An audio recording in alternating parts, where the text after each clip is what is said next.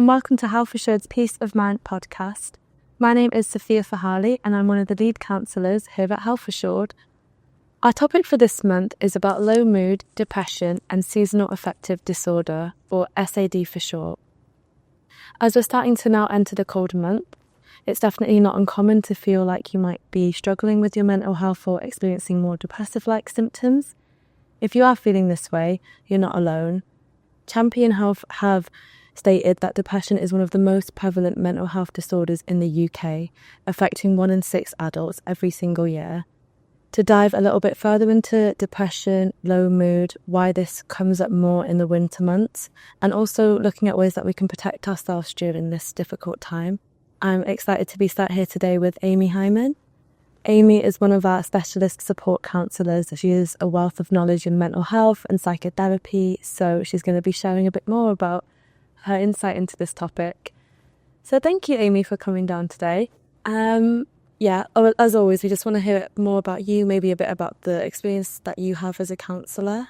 Okay. So I've been qualified for 8 years. I've been at Health Assured for 3.5. An integrative therapist, so I'm trained in transactional analysis, person-centred, CBT and solution-focused. Okay, so being integrative allows me to kind of tailor an approach to meet everybody's individual needs, so I can dip in and out of each of those theories. On the helpline, I work with a wide variety of subject areas as well, so really experienced in bereavement, depression, low mood, anxiety. I've also got a real passion for teaching as well, so I teach a level 3 counselling skills group, and it's really great to be able to give that passion and knowledge into people that want to eventually become a counsellor and move on to the next level. I'm really happy to be able to share some of that experience here today as well. Amazing. So you don't just have work sort of in the therapy room working with clients, you also share that with everyone else. And yeah, like you said, it's good to be integrative because you can adapt it to different people's needs. Yeah, definitely. What they want. Makes it more individual and unique and more personalised as well. Yeah, definitely. I think, and it's impressive that you're trained in so many different types of therapies and you can dip in and out of them when you need to. Yeah, definitely. And I'm sure as you've been a counsellor for this long, you said 8 years now? Yeah. And you must have, I can imagine, seen a lot of things. It's probably as common knowledge that depression is definitely one of the most struggled with mental health disorders out there. And I guess in your experience working as a counsellor for that long, would you agree it's probably one of the most common things you see people coming in with? Yeah, and when people come in the counselling room and they've been diagnosed with depression or they're displaying symptoms of depression, because obviously it's difficult if someone's got low mood and if it's more longer term, then it's identifying if someone's got low mood or depression.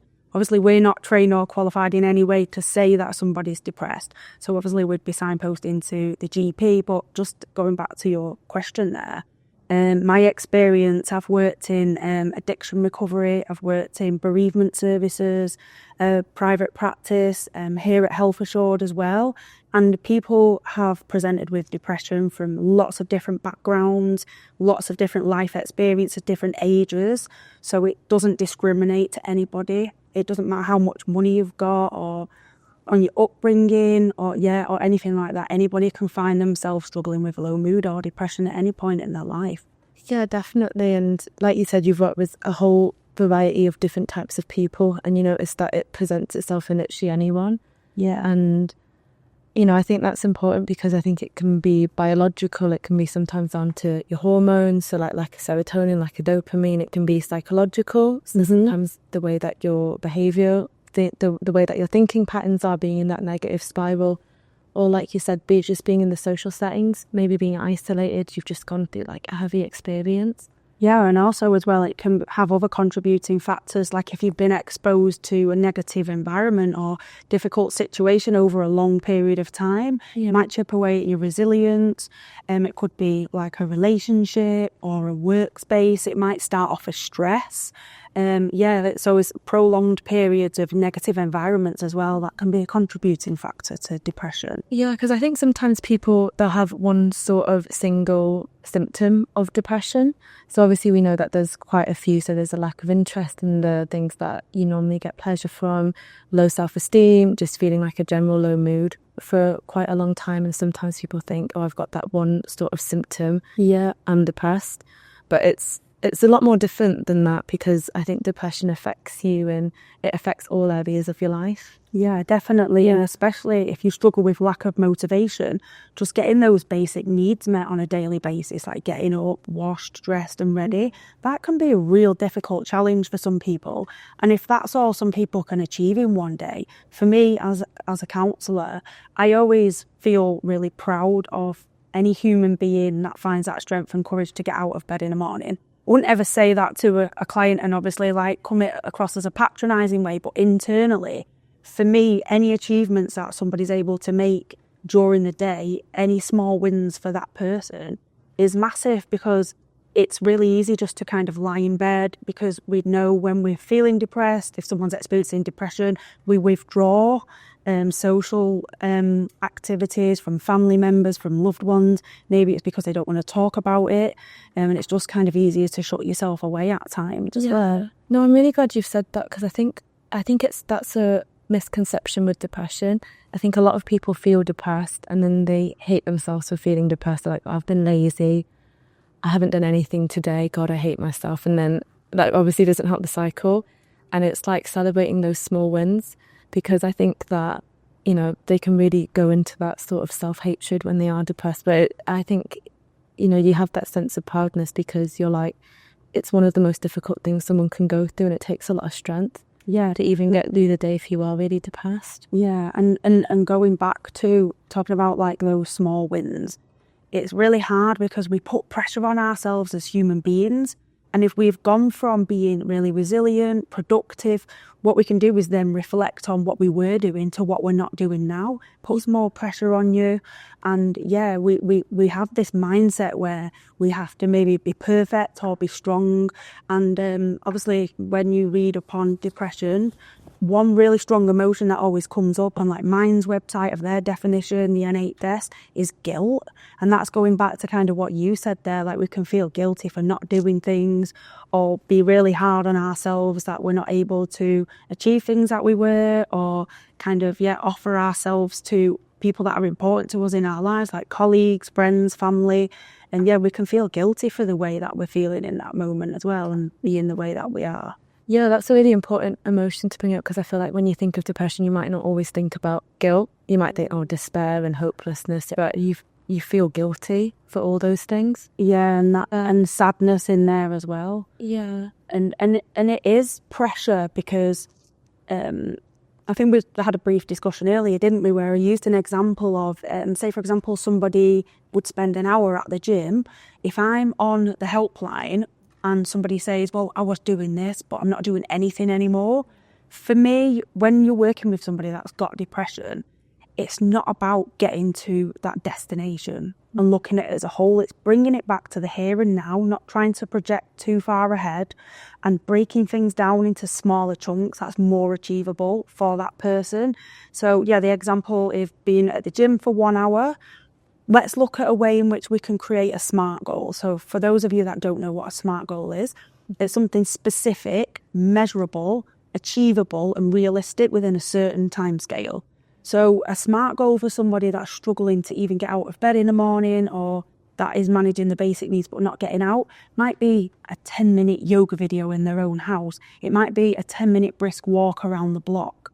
But what those kind of small achievements are, it's about getting back on track, not getting to that destination. Because if you look too far ahead and ask somebody where they want to be and how they want to be, that might be too overwhelming, because when people are feeling low and dark, there's not always that light at the end of the tunnel. So if you can provide somebody with a tool or a technique or something to think about that shows a little bit of light and gives them a sense of achievement. So it's about, for me, helping someone focus on how to get back on that track. And once they're on that track, then they can start heading toward the destination that they want to get in. Yeah, it's a much more compassionate way to look at things, rather than beating yourself up like, oh, I didn't go to the gym for an hour today and I didn't meditate for 60 minutes and then I hate myself. It's saying, okay, why don't we go for a 5-minute walk? Why don't we try do those things for 5 minutes? Yeah. I mean, I'm sure that you know, but I know that when I've worked with depressed clients before, the biggest thing is motivation. It is. And it keeps feeding back into that cycle. It's, I can't get out of bed right now. I can't do anything. And even the thought of getting on with the day feels too overwhelming, and that stops them from wanting to do it. So like you said, breaking things down, even like brushing your teeth, having a shower, breaking things up into really small things, and actually acknowledging, being proud of yourself for doing those things, saying, I did those things. And even though it might feel small to, I don't know, society and stigma and everything like that, I'm proud of myself for doing that because I'm going in the right direction. Yeah, it's kind of like you just read my mind then, because I was going to then bring in, like, those small wins for somebody might be really insignificant and not mean anything to anyone else, because that's just kind of what they're doing on a daily basis. But until you've actually been in that difficult place, feeling depressed or struggling with low mood on a longer term basis, I don't think you can ever truly know how hard it is just to sometimes face the day and get up in the morning. So yeah, for me, if you think of an analogy of like a jigsaw or those small pieces, that's a small piece of someone's jigsaw in that day. And eventually, if you put all those small pieces together, it's going to create that bigger picture.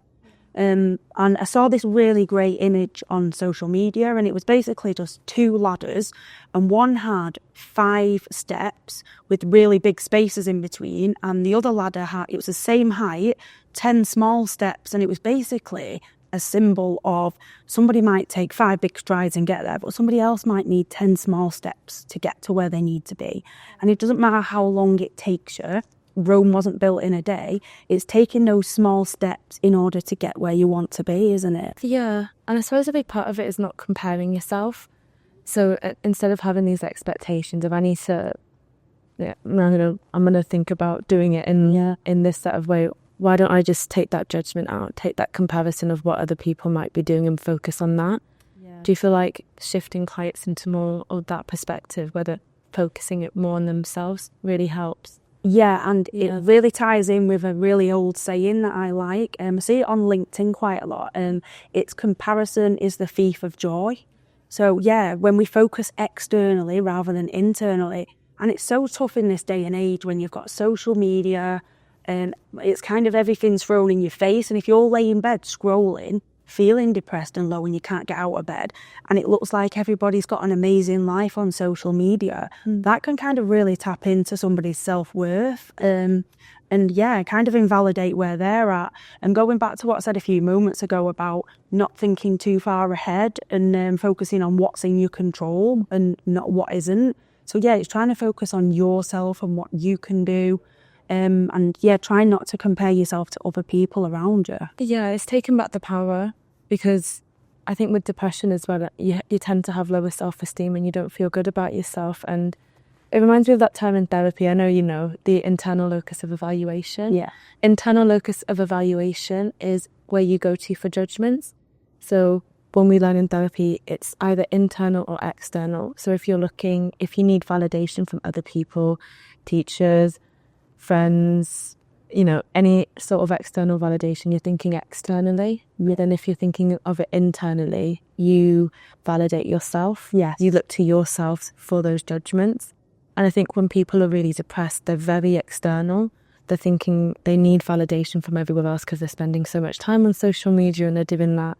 And I think that's a part of the work that we do. We try to shift that more internally so that you don't have to seek that validation. You seek it from yourself. Yeah, I think that's a really great point, Sophia, because when you reflect on yourself, if you do feel unsure or you lack confidence, to get external validation, that's only a temporary fix, isn't it? So somebody gives us that reassurance. But what we can also find as well is we can overcommit or be a people pleaser. And I don't always quite like that term, but yeah, making other people happy and sacrificing our own happiness to meet other people's needs. And that's really draining. So say if you're in a working environment and you struggle to say no, you don't have that assertiveness, that can create a lot of stress. And then in time, if that's chipping away at you, then it can lead to like low mood and depression, because we're overcommitting, we'll have all these things to do, and then because we're not achieving them, that can tap into your self-worth and your self-esteem. You can lose your motivation, your focus for work as well. Yeah, it all comes back to you, doesn't it? It does. Really back to yourself. Even like the things that you do every day, that's why you have to be, I think that's why it's so important to be self-aware about those things, because I think people sometimes chip away at themselves and they don't even realise that they're doing it, or they don't realise that it's a destructive behaviour, and then they look back and they're like, God, I've been depressed for so long, but then they're not. It's because they're not really in tune with themselves about what's been happening. Yeah, what's really important to remember as well is it is okay to ask for help. If you have got, when we talk about that external locus of evaluation, it's really important to ask for help and get reassurance. So when I was doing my level 3 12 years ago, I was volunteering with Stockport Mind and I was doing peer support. So it wasn't a counselling role, I was only doing my level 3 at the time. But to share my own experiences of mental health and being depressed, won't go into too much of myself with that. But some of those people in the group that I was working with, when I was offering that, they said it gave them hope. It was quite motivating for them because they knew I was doing my level 3 counselling. And when they found out some about my own previous life experiences and how I'd been in a dark place at times, they felt quite inspired about that. And it's really hard as a counsellor because we're not trained to self-disclose or over-identify, and we're not trained to tell people what to do or how to do it. It's really, really tough sometimes to keep digging and asking clients those questions to help them think in a different way, but to really provide those tools and techniques to help themselves and get them to try and look at things from a different perspective. Because I think when you feel low or depressed, it's hard to see things from a different point of view. It's kind of black and white, isn't it? It's either one or the other, and we sometimes lose that ability to see things from a different point of view or a different perspective. So to have somebody ask you questions and help you kind of tap into your thought process, I think can be really helpful as well. Yeah, it's challenging what you're thinking as well, because I think with depression, I mean, you see it so much, especially if someone's really struggling with it. It's, things are never going to get better. Like, I'm so depressed. Yeah. And I feel like hopelessness. Yeah. And like you said, even just having someone to talk to about it, that's challenging it slightly. That's like, okay, is it all that bad? Are we able to think of one maybe small good thing that's happened today? Yeah. Or some sort of evidence around it? I think that's what can be so good about therapy, is it can give you that space to explore it a bit more and to have someone challenge it. Yeah. And that's such a good point you've just made there, like thinking about what have I done today. That's amazing. So I absolutely love daily gratitude. So every day finding 3 things that have either made you smile, that you're proud of, that's brought any kind of joy. And it could be something like I brushed my teeth, or somebody held the door open for me, or I laughed at a joke, because it's helping you to find those positives again. Because I think when we do feel so low or people are depressed, it's just hard to find the positives in anything at times. And there's something really good that I like as well. It's called glimmers, and glimmers are opposite to triggers. So triggers are kind of things that influence our feelings, responses, thoughts. But there's if you look on Google, for those that are listening that are interested, and just type in like glimmer work or glimmers, you can buy like glimmer diaries. It's a bit more in depth than just gratitude, like 3 things a day. It helps you to notice every small tiny thing, like it could have been the sun was out or you saw a bird. It's literally stripping it back and finding all the little things in the day that made your day good. Because that old saying, I've used a few sayings during this, but every day may not be good, but there's always something good in every day. Oh. We really look, we can always find some positives or small wins for ourselves. No, I love that. I might have a look at that afterwards. Or glimmer, I really like that. But it's retraining your mind, isn't it? It's almost like re-seeing the beauty of the world again. Because when you're depressed, I think, you wake up with that black cloud over you, and it's like everything is painted black, everything is so grey, and it's just about, and it's like you said, kind of getting into that positive space again. It's about trying to find the light in everything, and purposely asking yourself those questions, doing those things, so that, because when we actually ask our mind a question, so if you ask me a question, my mind naturally wants to think of the answer for it. That's just kind of like how the brain works. So if you ask yourself those positive questions, you're naturally gonna, whether you know it or not, you're consciously going to be trying to find that answer. Yeah, you're going to look at it from a different perspective. So with CBT, they're called NATs, negative automatic thoughts. So we can't control the thoughts that come into our mind, but what we can do is control what we do with them. Yeah. And that's why CBT is so good and helpful for those irrational thoughts, that catastrophizing, when we think negative. Because, it's the key words there are negative and automatic. So, we can stop them from snowballing. Because if you lay in bed and you're not feeling great, or you're at home, you've not been out, when your daily routine stops, if you're not in work or you're not in contact with your loved ones or socialising, you're going to have more time to think. The more you're by yourself, the more you might overthink. So, CBT is really great for finding ways in which you can challenge those negative thoughts, tools and techniques to they're called thinking traps, to trap that thought, to stop it from snowballing, and get a grip of it before it starts to eat you alive and your mind goes into overdrive. Yeah, it's to stop that spiral. And no, you're completely right. CBT, I think it's one of the most effective ways for depression, because you can so easily fall into that trap of negative thoughts, and then it just spirals and it spirals. But it's like you said, it's having that trap, like catching the thought before it goes out of hand. Yeah. Because, you said it before, we can't control our thoughts. Sometimes you think about something and it's just a thought. It's not that deep. But then we can leech onto that thought, and then we can overthink it, and then before we know it. Yeah, and it's looking at what it's good for as well is not just stopping the thoughts from spiraling. It helps you to look at, what's the reality of it? Is it fact, or is it my reality, or is it just a thought? And we can also then choose what thoughts we do let manifest. We can let some go and think, actually, that's not important. It's not really serving a purpose to me. So even like thought record diaries, if you are alone, you feel isolated, you don't want to open up to someone, I absolutely am a massive advocate of journaling, because I think it's really powerful to see something mirrored back at you, because I always describe it as like a massive ball of wool all tangled together. But if you can find the end and start to unravel it, and that ball starts to shrink, and by writing things down, we can look at things individually rather than it as a whole. So being able to separate and put things into different boxes. So if you've got multiple things going on in your life, it might be work and family, to think of all that together is so overwhelming, but to look at it individually, that's why I like going back to the SMART goals as well. So making lists, I'm a big advocate of lists as well. So your first list might be to get up in the morning, the first thing on your list, get up in the morning and get your basic needs met, get dressed and fed, and then you can then take the next step. What do I need to do next to meet my needs today? Yeah, and it's just tackling one thing at a time rather than feeling like you've got to have achieved a huge amount in that day. Yeah, it's having realistic expectations, so that, because when they're realistic, if you have a really crazy expectation of I'm going to build Rome in a day, then you're going to feel really disappointed and maybe even bad about yourself if you don't do it. So that guilt creeps back in. Yeah, you could end up feeling guilty at the end of the day, and like you've put too much pressure on yourself. Yeah, so I think that's really good at controlling that cycle, making sure that it isn't spiraled and you get stuck in it.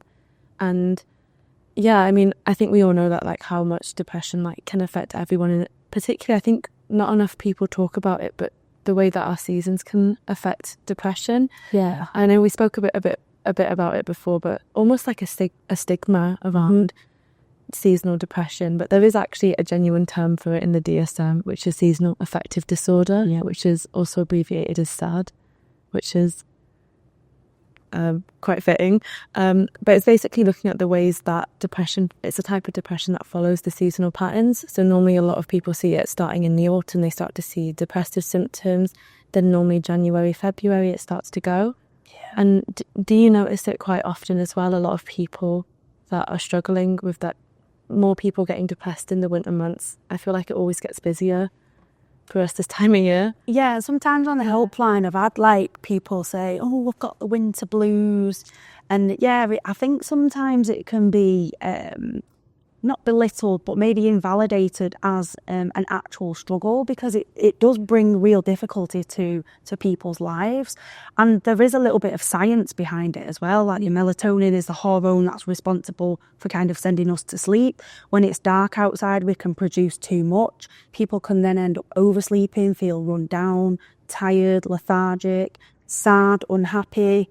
So yeah, there is a bit of science behind it as well, and studies to show that it is a diagnosis and it is real. Yeah, no, it's so important that you've mentioned that so that people actually realise that it's not just them when it just because they feel a bit numb because it's cold. Like it's genuine. And I mean, there's a massive lack of sunlight. I think especially if you work a 9 to 5. I know a lot of people who work a 9 to 5 or more in the corporate sector struggle with it more because, you know, you wake up, you get barely any sunlight, probably on your commute to work, and then you come back and, I mean, being in the UK, you come out and it's 5 and it's pitch dark. Yeah. And it's like, oh yeah, of course your mood's gonna go down because, I mean, like you said, with all the science and everything, there's that part of your brain called the hypothalamus, and it basically controls your mood, sleeping, eating, and the sunlight basically helps it to function. So when we have less function, it literally stops your brain, or it diminishes your brain in being able to function in those ways. And it disrupts your natural body clock as well. Yeah, like your circadian rhythm, your 24-hour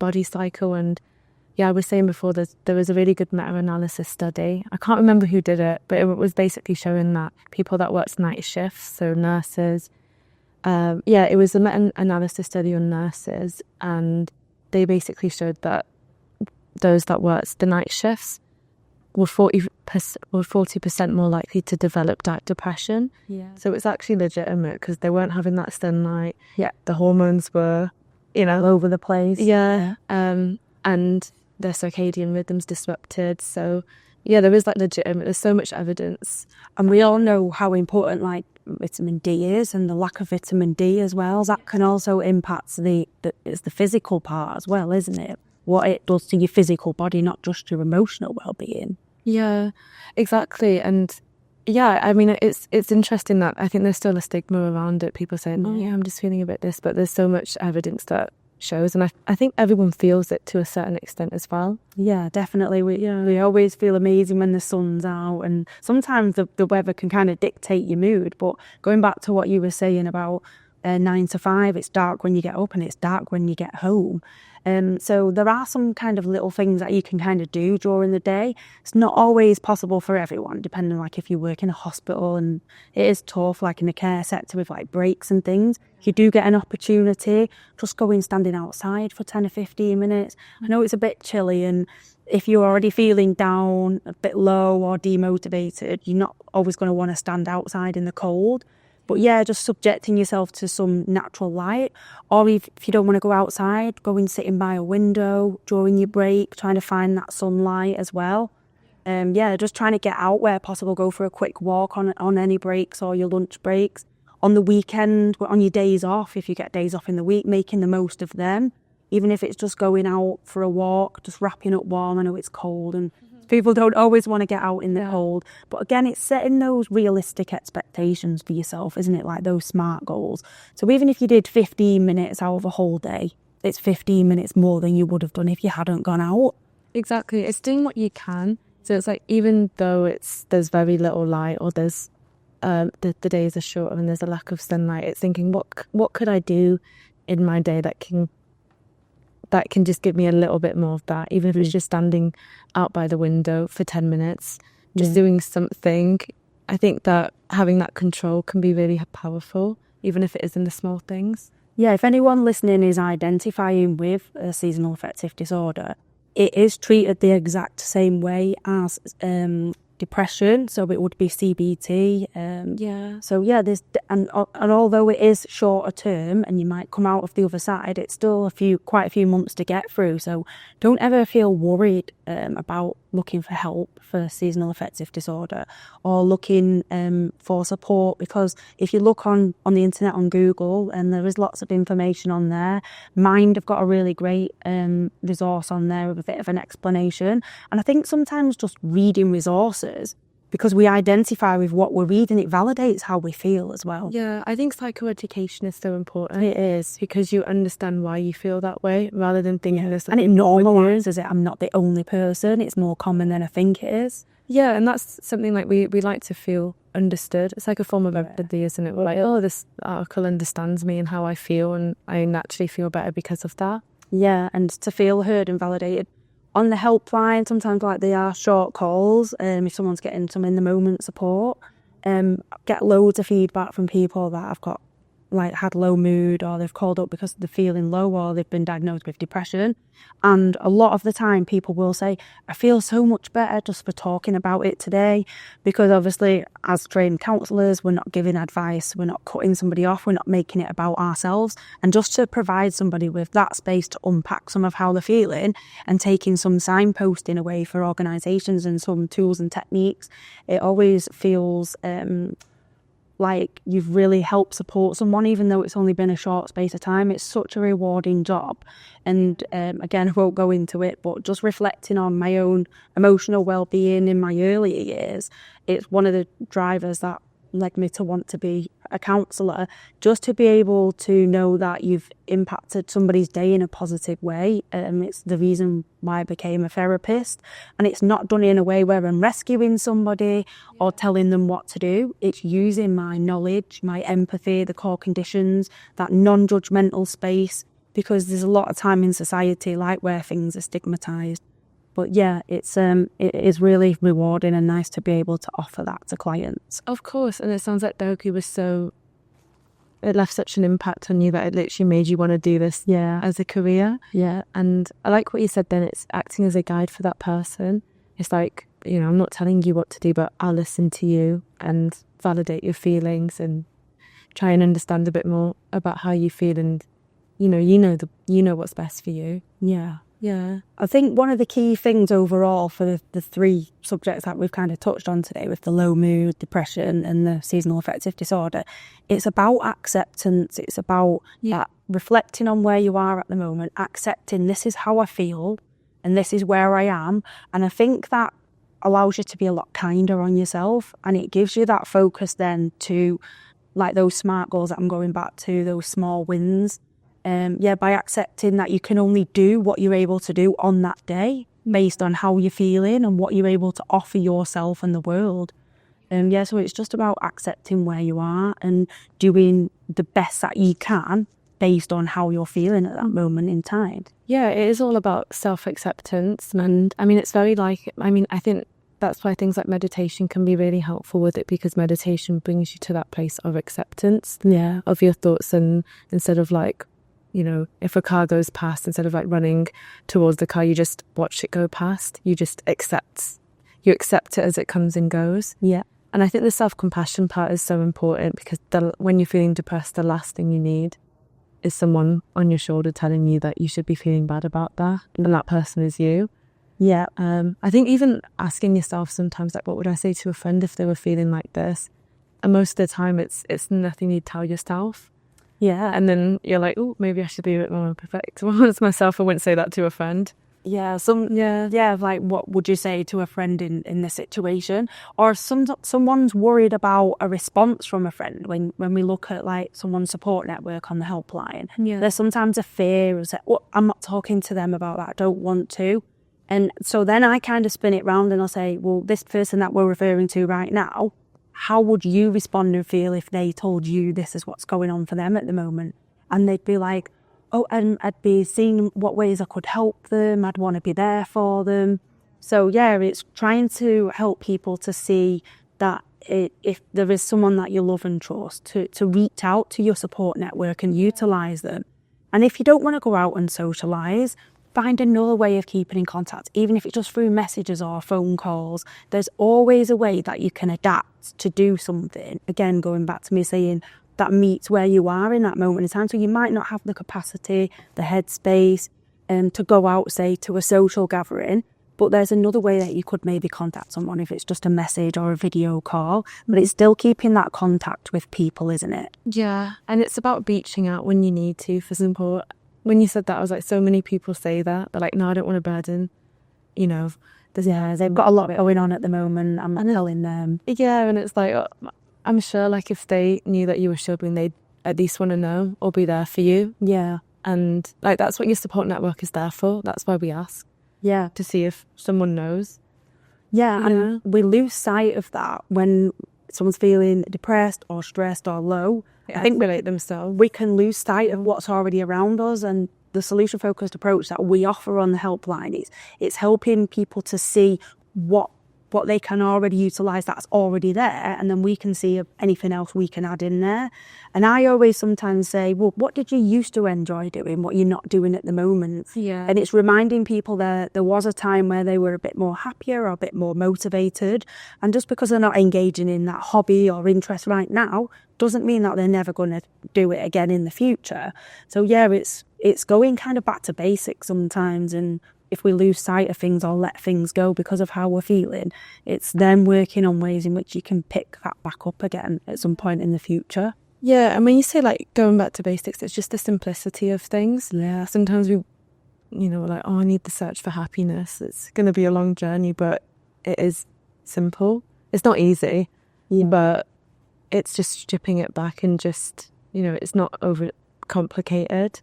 And like you said, I think a really good first step for a lot of people is just talking to someone about it first. Yeah, definitely. Yeah. And a good first step as well is just focusing on yourself and your basic needs. I know it's not always possible just to focus on self, and if you've got a family, a job. But yeah, first and foremost, before committing to anything that you don't need to, and that's not a responsibility like your job, just get your own needs met and meet your own basic needs. Getting up in the morning, getting showered, getting dressed.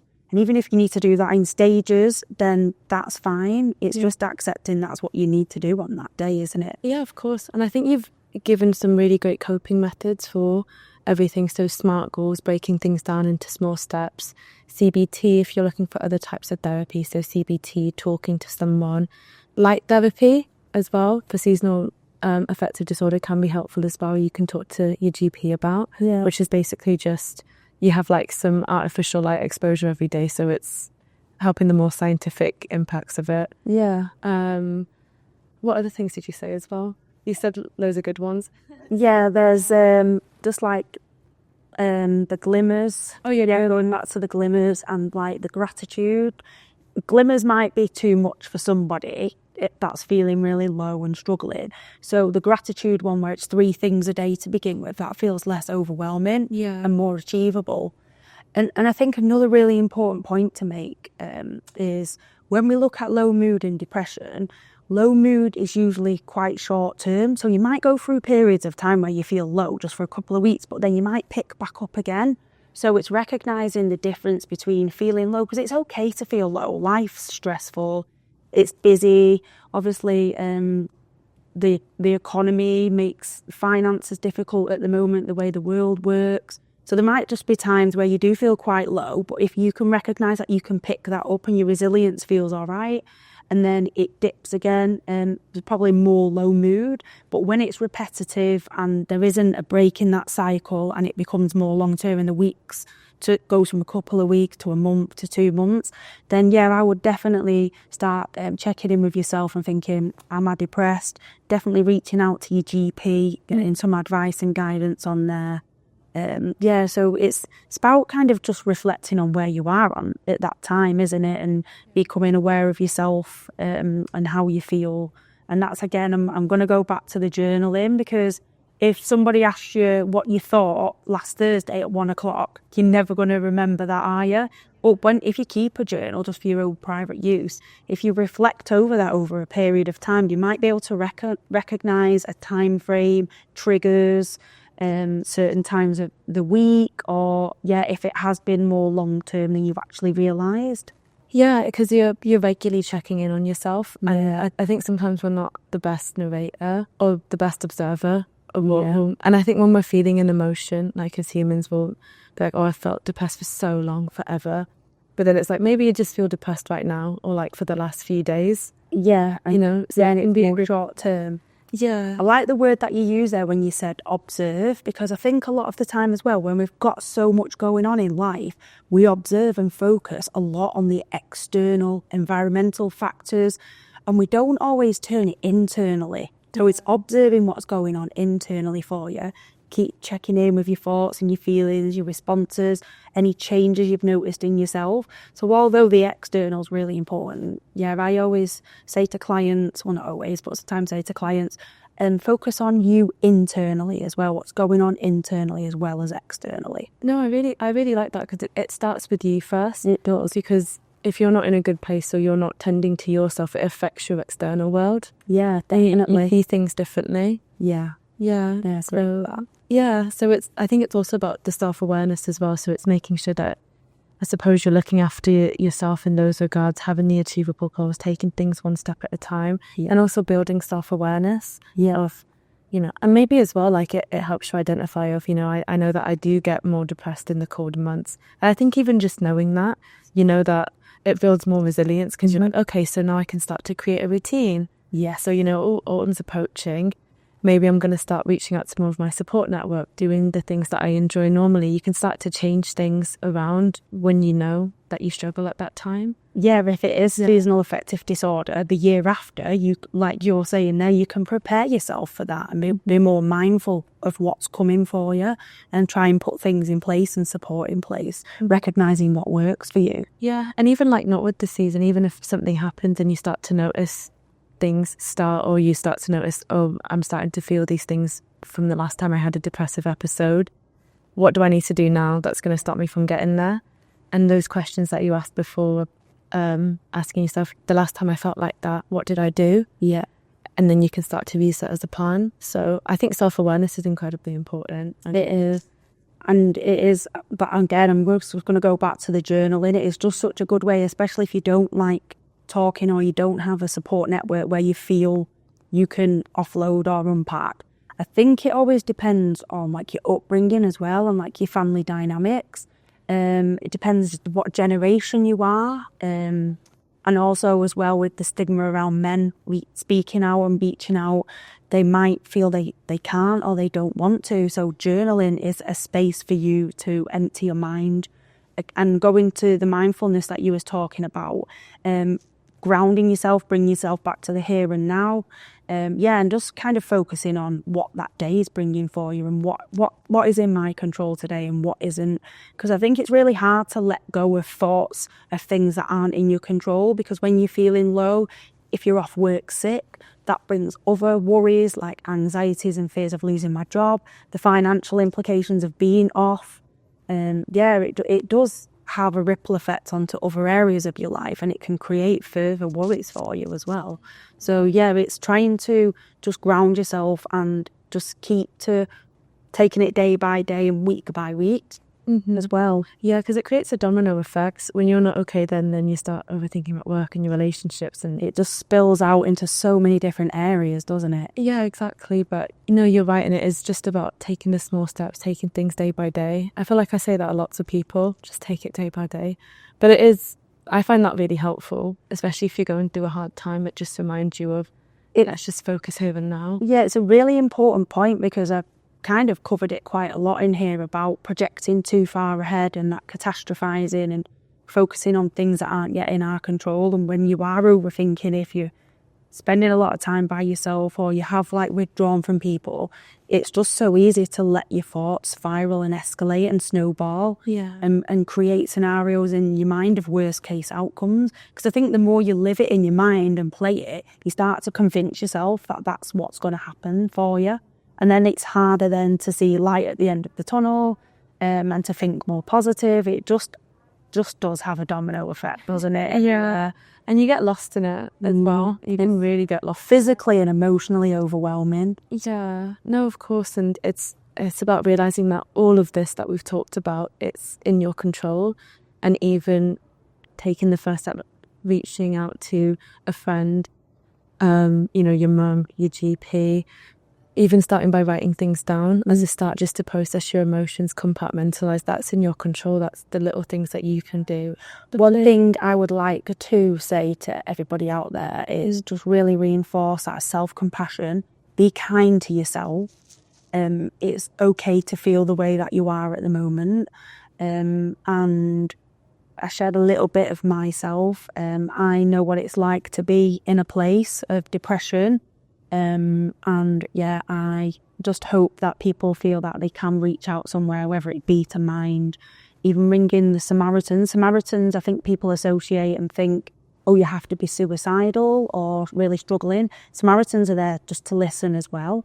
And so, any organisations that you can find where someone will listen, because feeling validated and heard is so powerful for a human being. Yeah, exactly. No, thank you, Amy. That was really lovely. But just having that first step and having someone to talk to is a good one to take.